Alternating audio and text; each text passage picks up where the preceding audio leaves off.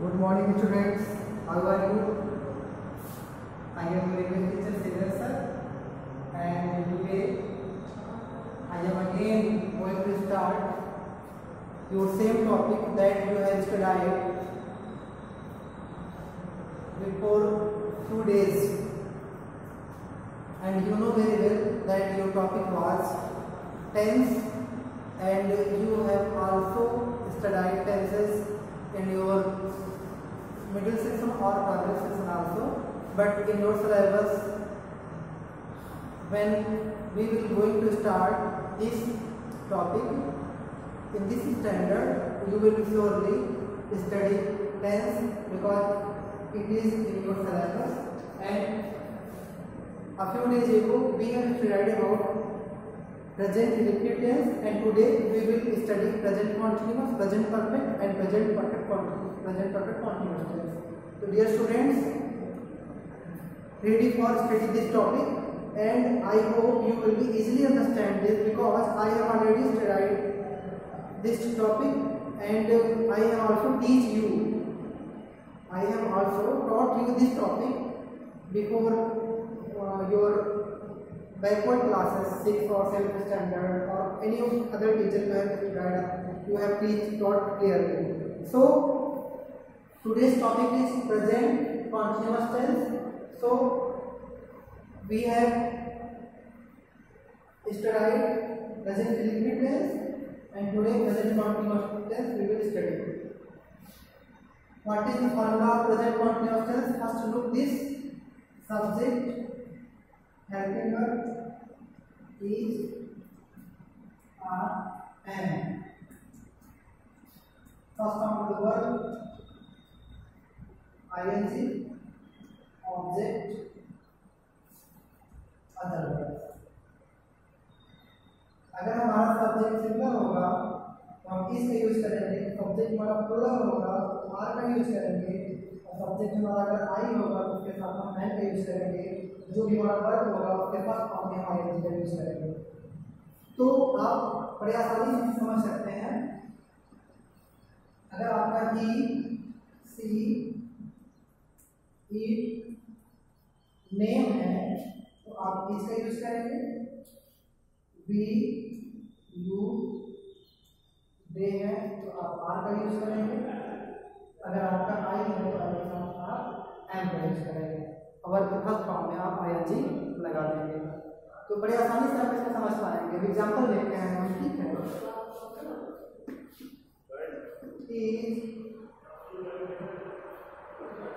Studying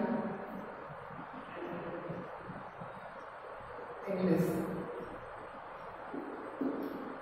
आपके यहाँ subject ही है, हेल्पिंग वर्ब इज है, वर्ब का फर्स्ट फॉर्म स्टडी है, उसमें आपने आईएनजी लगा दिया है, आपका ऑब्जेक्ट इंग्लिश है। सब्जेक्ट आपके यहाँ पे सिंगुलर है, इसलिए आपका हेल्पिंग वर्ब यहाँ पे इज है। एक फार्मूला आप याद रखेंगे, एस एस वी बी, ये फार्मूला आपको याद रखना है। ये ट्रिक एक तरह से, अगर सिंगल सब्जेक्ट होगा तो सिंगल वर्ब होगा तो PP, sorry S S P P, अगर प्लूरल सब्जेक्ट होगा तो आपका प्लूरल वर्ब होगा।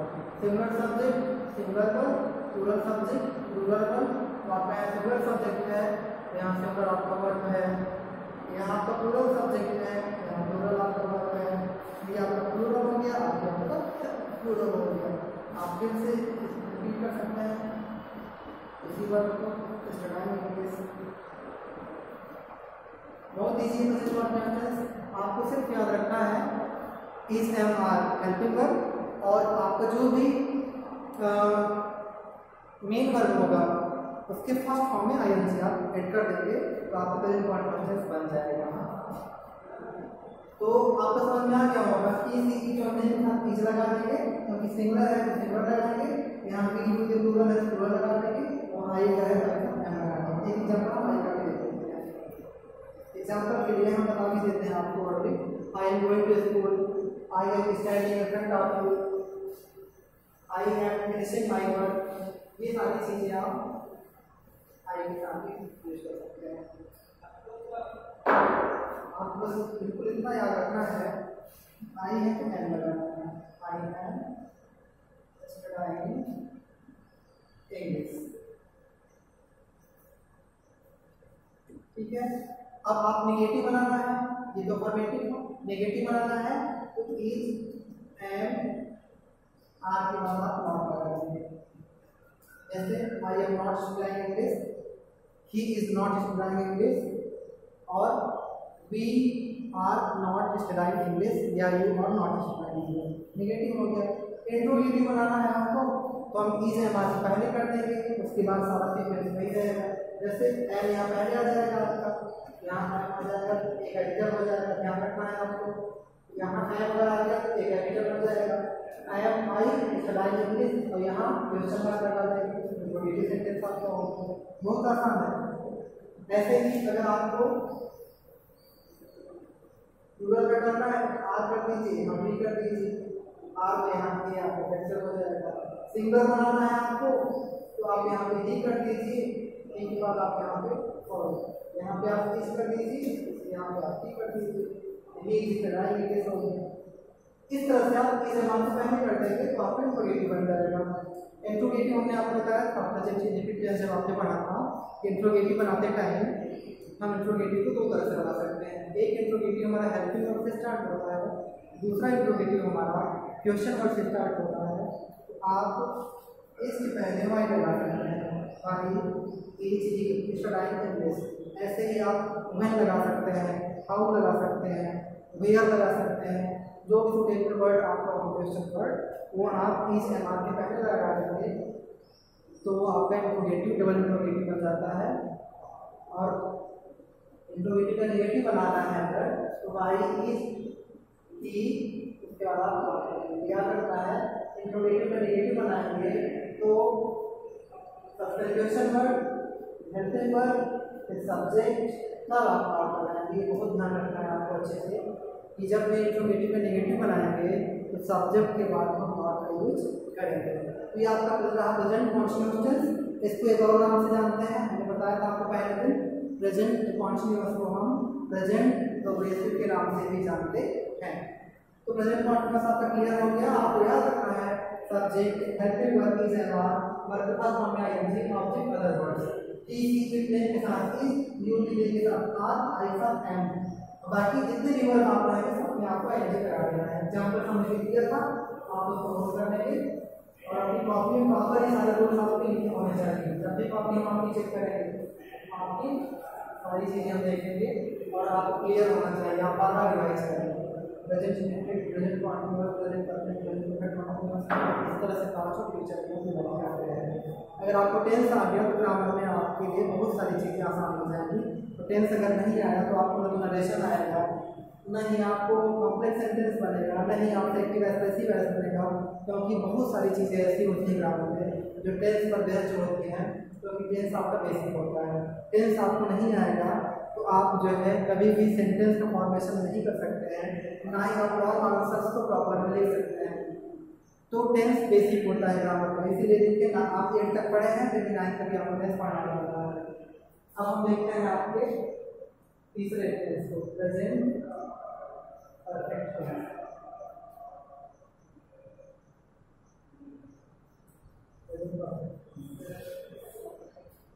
प्रेजेंट परफेक्ट का मतलब हो जाएगा सब्जेक्ट, हेल्पिंग वर्ब में हैज,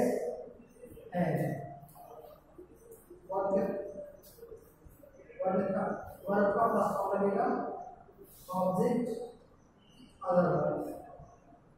ध्यान रखना है आपको सिंगल प्लूरल क्लियर हो गया है, इंडेफिनिट कॉन्टिन्यूअस मैंने बता दिया है तो दोबारा नहीं बताएंगे। सिंगल सब्जेक्ट क्या है, प्लूरल सब्जेक्ट क्या है, आपको याद हो गया होगा। अगर आपका सिंगल सब्जेक्ट रहता है तो आप यहाँ हैज लगाएंगे, अगर आपका प्लूरल सब्जेक्ट रहता है तो आप वहाँ पे हैज लगाएंगे। ध्यान रखना है हैज के साथ सिंगल, हैज के साथ plural, he she it name के साथ हैज लगाएंगे, आई वी यू दे के साथ हैज लगाएंगे। और आपका चाहे अफर्मेटिव हो, चाहे नेगेटिव हो, चाहे इंट्रोगेटिव हो, तीनों में आपको वर्ब का फॉर्म बनाना है। एग्जांपल देखते हैं। Example he has studied English. कि आपका सिंगल सब्जेक्ट है इसलिए आपका है सिंगल वर्ब है, हमने बताया था एस एस और P P. Single subject single verb, plural subject plural verb. ठीक था मैच लग गया पर आपका स्टडी है, स्टडी में आपने इजी लगा दिया, जो कीवर्ड का ये थर्ड फॉर्म ऑब्जेक्ट लिखते हैं यू रहेगा, यू के साथ आप एंड लगाते हैं, यू है स्टडी इंग्लिश। ठीक है, आपको क्या चाहिए अपन ने हेल्पिंग पर, क्योंकि आप प्लूरल सब्जेक्ट है आपका, इसलिए आपको प्लूरल हेल्पिंग करना है। क्लियर है, सबको क्लियर है? ओके, आप पास करके वीडियो को देखिएगा। ही सी इट और देन के साथ आप हैश लगाएंगे, यू वी दे के साथ आप हैश लगाएंगे। अगर आपको किसी का नेगेटिव बनाना है तो हैश के साथ नॉट कर देंगे या हैजंट कर देंगे, हैश के साथ नॉट कर देंगे या हैवंट कर देंगे, तो आपका ये नेगेटिव बन जाएगा। He has not studied English या ही हैजंट स्टडीड इंग्लिश या you have not studied English या यू हैवंट स्टडीड इंग्लिश, तो आपका ये नेगेटिव हो जाएगा। अब आप इंट्रोगेटिव जब इसको बनाएंगे, इंट्रोगेटिव सेम उसी तरह से बनाएंगे जैसे आपने प्रेजेंट प्रोग्रेसिव का बनाया, कोई भी कम नहीं है, बहुत आसान है। आप हेल्पिंग वर्ब को पहले कर देंगे, बाकी सारी चीजें सेम सीक्वेंस में रहेंगी। हेल्पिंग वर्ब को आप पहले करेंगे तो आप हेल्पिंग वर्ब का जो पहला वर्ड होगा उसको वेक्टर लिखेंगे। एग्जाम्पल देख लेते हैं, वही एग्जाम्पल देंगे जिससे आपको समझ में आ जाए। ये आपको फार्मूला समझाना मेरा अहम है, बाकी चीज़ें तो आपको समझ में आती जाएंगी।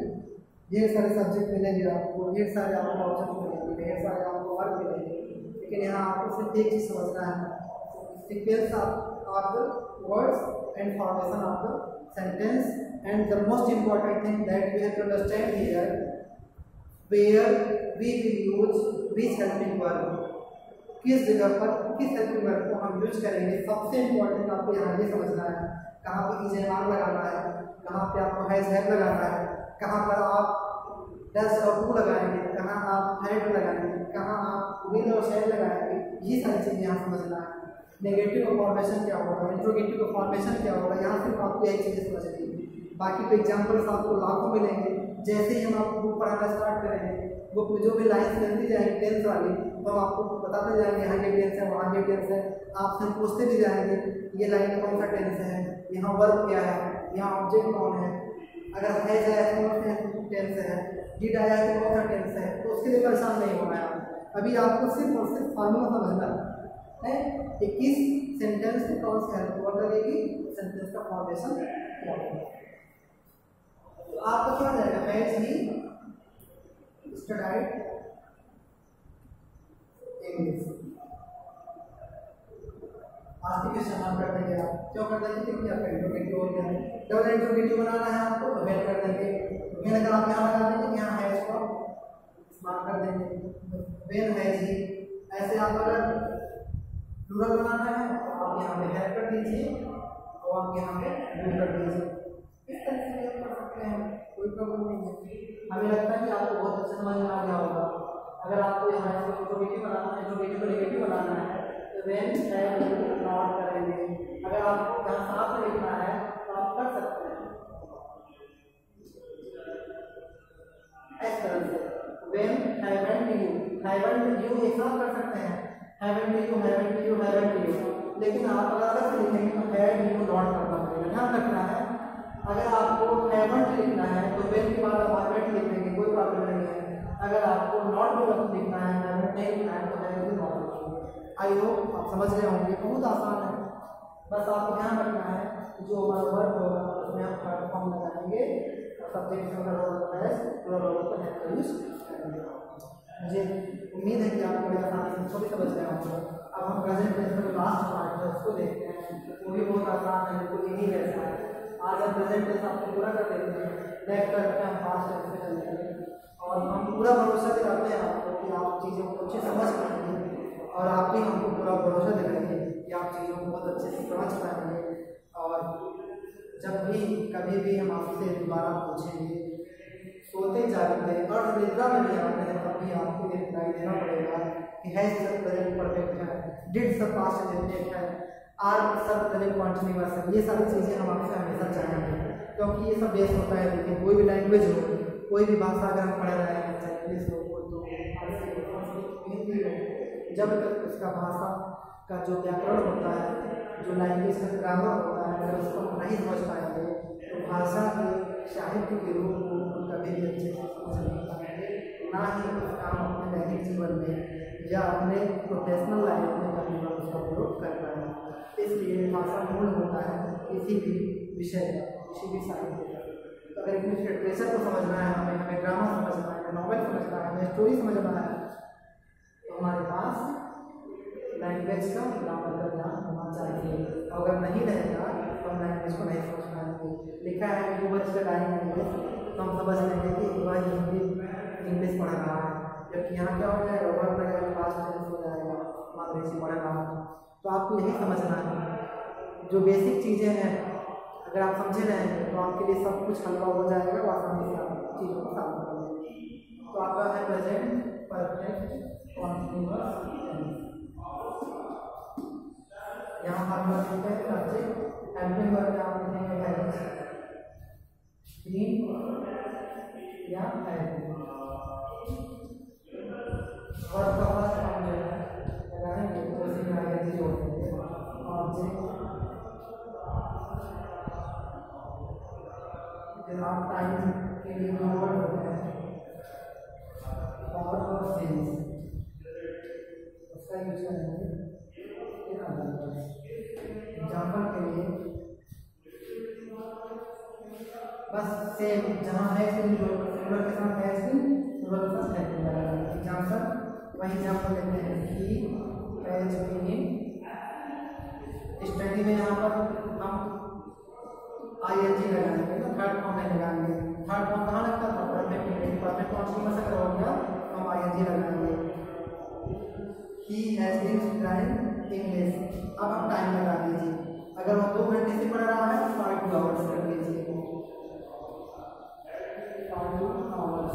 अगर वो 2 बजे से पढ़ रहा है तो कर दीजिए आप सिंस 2 आवर्स, सिंस 2 आवर्स। ध्यान रखना है अगर टाइम आपका डिफिनिट है तो वहाँ आप सिंस लगाएंगे, डिफिनिट टाइम में सिंस लगाएंगे, और आपका इंडिफिनिट टाइम है तो वहाँ मेरा और लगाएंगे। पॉइंट इन टाइम के लिए हम सिंस का यूज करते हैं और पीरियड ऑफ टाइम के लिए हम और का यूज करते हैं। अगर समय निश्चित होगा, जैसे 2 बजे से है, सोमवार से है, जुलाई से है, 1980 से है, रात से है, सुबह से है, वहाँ हम सिंस का यूज करेंगे। लेकिन अगर निश्चित नहीं है 2 घंटे से, अब 2 घंटा कौन सा हो गया, 12 भी हो सकता है, 4 भी हो सकता है, तो निश्चित नहीं है। 2 दिन से अगर दिया है तो 2 दिन से भी आपको गुरुवार से हो सकता है, गुरुवार से शनिवार के बीच हो सकता है, शनिवार से सोमवार के बीच हो सकता है। तो 2 घंटे, 2 दिन, 4 दिन, 4 महीने, 4 साल, अगर इस तरह से तो हम आर का यूज करेंगे। ध्यान रखना है। इसका नेगेटिव बनाएंगे तो हैज नॉट बीन हो जाएगा, हैज नॉट बीन या hasn't been, has not been. और अगर आपका यही पर पूरा सब्जेक्ट है, आई हो गया, बी हो गया, तो आपका हैड बीन, बाकी सब कुछ आपका वही है। ठीक है, आई बीन को देख सकते हैं, बीन लगाएंगे। यहाँ भी नेगेटिव बनाना है, हैव नॉट बीन कर देंगे। क्लियर है। इंट्रोगेटिव बनाना है तो पहले कर देंगे हैव बीन। इंट्रोगेटिव का नेगेटिव बनाना है have been not been, have been not been, has he not been, has he been interrogative हो गया। और डबल इंट्रोगेटिव बनाना तो has he, why has he been, double interrogative negative बनाना है why has he not been. हम hope करते हैं कि आप बड़े अच्छे से समझ रहे हैं प्रेजेंट टेंस को। आपने चारों पढ़ लिया है, indefinite, continuous, perfect, perfect continuous.